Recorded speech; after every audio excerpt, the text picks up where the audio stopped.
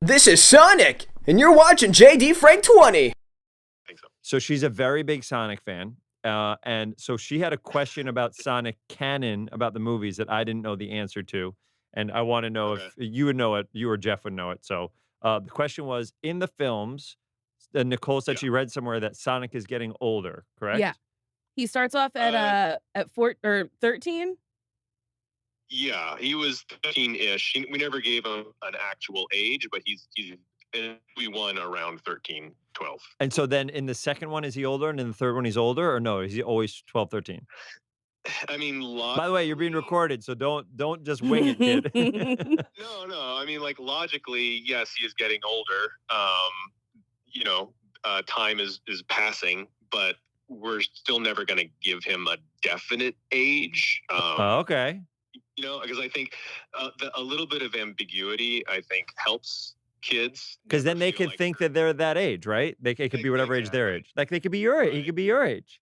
No, he's a child. We want him to feel like a teenager because young kids like to look up to teenagers and think, oh, teenagers are so cool.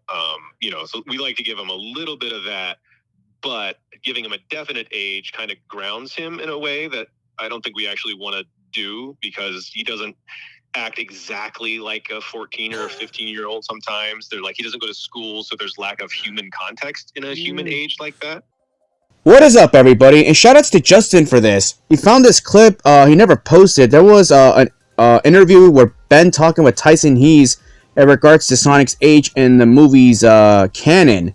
In this phone interview, throughout, Ben Schwartz and co-producer Tyson Hesse confirmed that movie Sonic doesn't have a definitive age, but that he's getting older because time is passing. Many fans still think that the movie Sonic characters are the same age by proxy since the first and second movie, even through the third movie, but that's not the case. Movie Sonic, he's already in his mid to late teens by now. Yeah, so this is interesting right here because, again, I mean, growing boys tend to like girls, and we should all be encouraging this kind of behavior to pursue romance, especially nowadays. Again, I mean, Paramount has an opportunity what Sega and Sonic Team never had to do, and that's to make Sonic be canonized. It's just the way it is. I mean, come on. I mean, a lot of people honestly think that movie Sonic is the same age as the first movie that came out over almost 6 years ago. Like, no, it doesn't work that way.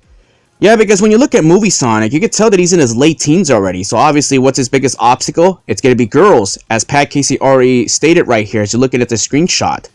So again, I mean, and speaking of Pat Casey, he delivered on his promise. He wanted Amy Rose's character to be done justice. And once the filming already got confirmed by Jeff Fowler, when you saw this image right here, yeah, Amy Rose's character is being done a lot of justice.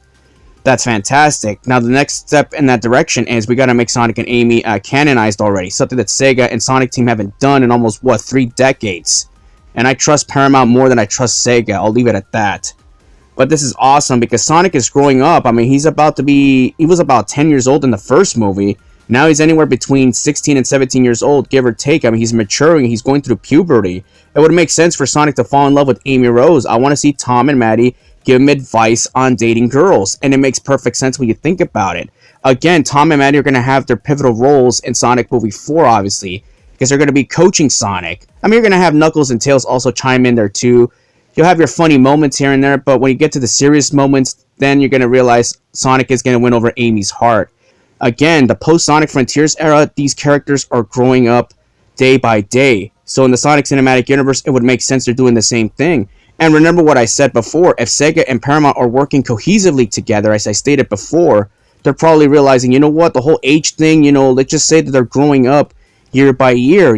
Amy Rose is not going to be the same age forever. Let's be real about this. She's going to have longer quills, obviously. Sonic's going to get a little bit taller. They're maturing together. They're not teenagers anymore. They're growing up to be young adults. It's just the way it is. Everyone, let me know what y'all think about this. Let's have a reasonable discussion about this. Peace out.